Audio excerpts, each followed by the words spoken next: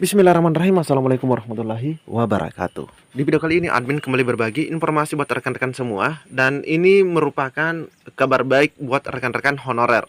Jadi silahkan disimak videonya dengan baik. Jangan di skip agar tidak salah dalam memahami informasi yang admin bagikan. Jika ada suara-suara berisik, abaikan saja. Oke, kita lanjut saja ke info intinya. Dirjen Nunu mengatakan bahwa rekrutmen P3K tahun 2024 yang mana lulusan PPG tak geser atau tidak menggeser posisi guru honorer, rekan-rekan ya. Nah, ini rekan-rekan yang seringkali khawatirkan ya, geser-menggeser ini. Oke, kita simak bersama-sama informasinya.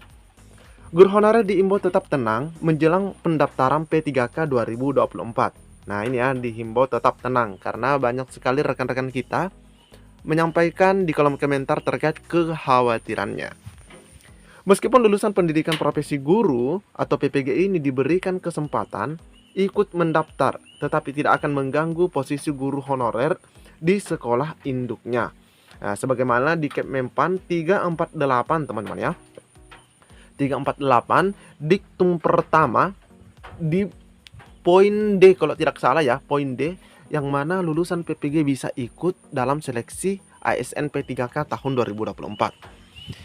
Nah, namun di sini sangat jelas bahwa mereka atau rekan-rekan yang lulusan PPG ini atau mendaftar menggunakan Cerdik ini tidak akan mengganggu posisi rekan-rekan yang sudah mengabdi. Dirjen atau Direktur Jenderal Guru Tenaga Kependidikan Kemendikbudristek, dalam hal ini Ibu Nunuk Suryani mengungkapkan bahwa para honorer ini tidak akan menjadi lawan dari lulusan PPG.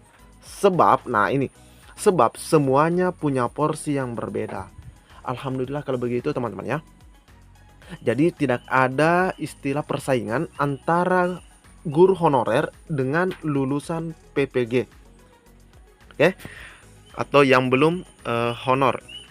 Guru honorer dan lulusan PPG tidak akan saling sikut atau tidak akan saling bersaing dalam rekrutmen P3K karena porsinya berbeda. Ini disampaikan Dirjen Nunu saat menjawab pertanyaan dari wartawan media GPNN. Pengangkatan P3K atau pengangkatan guru P3K dari lulusan PPG fokus ini ya, untuk mengisi formasi kosong dari aparatur sipil negara atau ASN yang sudah pensiun. Jadi admin ulangi ya, pertegas lagi bahwa rekan-rekan yang lulusan PPG ini hanya mengisi formasi untuk ASN yang sudah pensiun, sudah masuk pensiun teman-teman ya. Jadi mereka sebagai pengganti ASN pensiun. Sementara rekrutmen P3K dari guru honorer sifatnya lebih pada distribusi katanya. Lebih kepada distribusi. Artinya, guru honorer yang sudah mengabdi di sekolah induknya secara bertahap ditingkatkan statusnya menjadi ASN P3K. Nah, oke, begitu teman-teman ya. Nunuk menjelaskan bahwa ke depan rekrutmen guru P3K harus melalui program PPG. Nah, jadi rekan-rekan itu semoga yang belum cerdik ya, semoga bisa ikut dalam PPG. Apalagi kita tahu bahwa Kemendikbud itu jor-joran buka PPG, teman-teman ya. Mengapa Kemendikbudristek membuat PPG model baru? Ini untuk memudahkan guru honorer maupun yang sudah berstatus ASN mendapatkan sertifikat pendidik atau Cerdik. Begitu juga untuk fresh graduate. Nah, yang ingin menjadi guru. Nah, mereka ikut PPG mendapatkan Cerdik ya. Dengan Cerdik itulah mereka bermodalkan, Cerdik itulah bisa menjadi tenaga pendidik atau guru. Dia menyampaikan, sampai saat ini pemerintah sudah mengangkat sekitar 800.000 guru P3K dari honorer. Ini merupakan kebijakan prestisius sepanjang sejarah pengadaan ASN. Ini belum pernah terjadi sebelumnya teman-teman ya. Ada pengangkatan besar-besaran seperti ini mulai dari tahun 2021 tapi selama 5 tahun kepemimpinan Mas Menteri Mendikbud Nadiem Makarim, hampir 1 juta guru honorer sudah meningkat statusnya menjadi ASN P3K. dan merasakan gaji di atas. Sebelumnya, pemerintah telah menerbitkan Kepmenpan RB 348 tahun 2024 tentang mekanisme seleksi P3K 2024. Nah, ini sudah sering kali kita bahas diktum per diktumnya, teman-teman ya. Nah, dalam regulasi tersebut disebutkan kriteria pelamar pada pengadaan P3K tahun 2024 terdiri atas pelamar prioritas atau sering kita sebut dengan istilah P1 atau yang sudah lulus passing grade pada tahun 2021. Terus ada guru ex honorer K2, ada guru non aparatur sipil negara di instansi daerah, serta yang terakhir adalah lulusan PPG. Yang jelas lulusan PPG ini terdaftar pada pangkalan data kelulusan PPG di Kemendikbudristek. Nah, ini teman-teman ya. Nah, selanjutnya admin juga ingin sedikit perjelas di sini terkait lulusan PPG.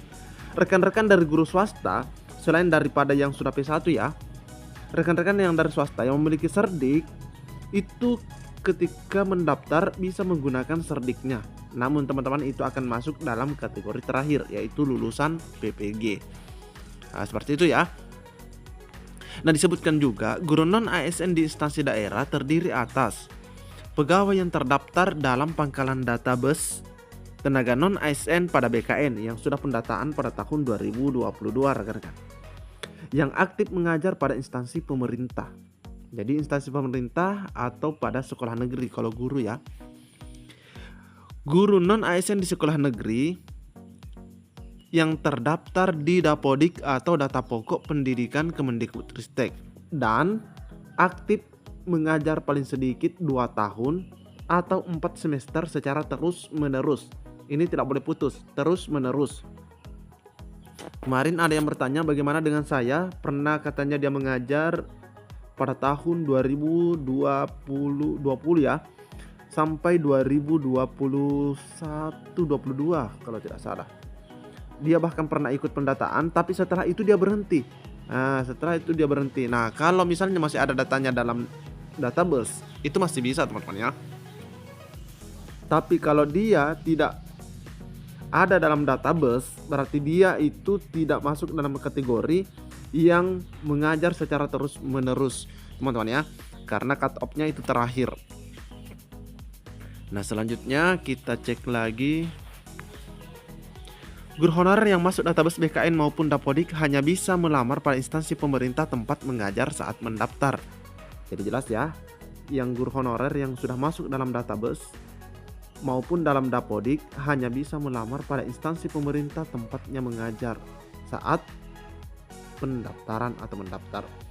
Sedangkan rekan-rekan yang lulusan PPG bisa mendaftar di formasi yang ditinggalkan guru ASN pensiun. Jadi lulusan PPG itu dikhususkan untuk mengisi atau menggantikan guru yang sudah pensiun.